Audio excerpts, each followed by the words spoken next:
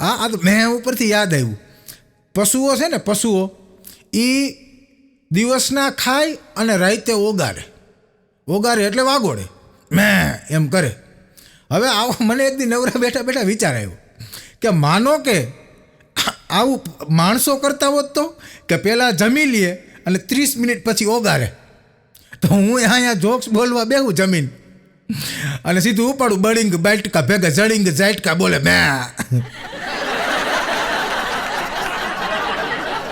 પણ એક જૂની વાર્તા છે કે શંકર ભગવાને પોઠિયાને મોકલો અને કીધું કે લોકોને કહેતો હોય કે 3 વાર નાહવાનું 1 વાર ખાવાનું. પણ આપ બધા કથા જાણો છો કે પોઠિયો ભૂલી ગયો ને 1 વાર નાહવાનું 3 વાર ખાવાનું કહી દીધું. પણ માનો કે ભૂલો ન હોત તો શું ઘટના બને? તો જાહેર ભોજનાલયની બદલે જાહેર સ્નાનાગાર હોત. આપણે હગાવાલાને ફોન કરીને કહે કે આવો એક ખાખોરી તો અમારી ઘરે ખાઈ જાવ, હમણાં કેટલું નાવા નથી આવ્યા.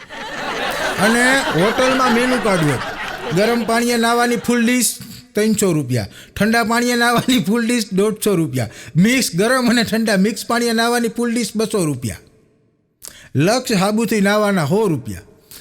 આવું થાત. અને હગાવાલા આપણે એકબીજાની ઘરે જાય ને, હવે જો બેનું દીકરીઓમાં મામા ફાઈમાં વ્યવહાર હોય, આથણા મોકલાવે. ઉનાળાના વેકેશનમાં આવ્યા હોય ને પછી ત્યાં આથણા મોકલાવે જમવાને. તો એ સમયમાં હોત તો સંતૂર હાબુ મોકલાવે. મારી બેનની ઘરે ગઈ હતી તઈને સંતૂર હાબુને ગોટી લઈ આવી લે. હા, હમણાં તો સંતૂર હાબુ ઉપરથી યાદ આવ્યું, હમણાં તો એક જણો કોલેજે ગયો, છોકરો કોલેજે ગયો ને એટલે એક કોલેજે મૂકવા હાટું થઈને એને મમ્મી આવ્યા છે છોકરીના. એટલે મમ્મી વૈયા ગયા ને એટલે છોકરીએ ડાયરેક્ટ જ એમ કીધું એ કે ઓલા છોકરાને કે આઈ લવ યુ. તો ઓલો છોકરો કે હું કોલેજમાં ભણતો નથી, હું તો મારા છોકરાને કોલેજે મૂકવા આવ્યો હતો. કારણ કે દર વખતે જ મમ્મી સંતૂર હાબુથી ના એવું થોડુંક જરૂરી હોય, કંઈ એક પપ્પાએ સંતૂર હાબુથી નાતા હોય.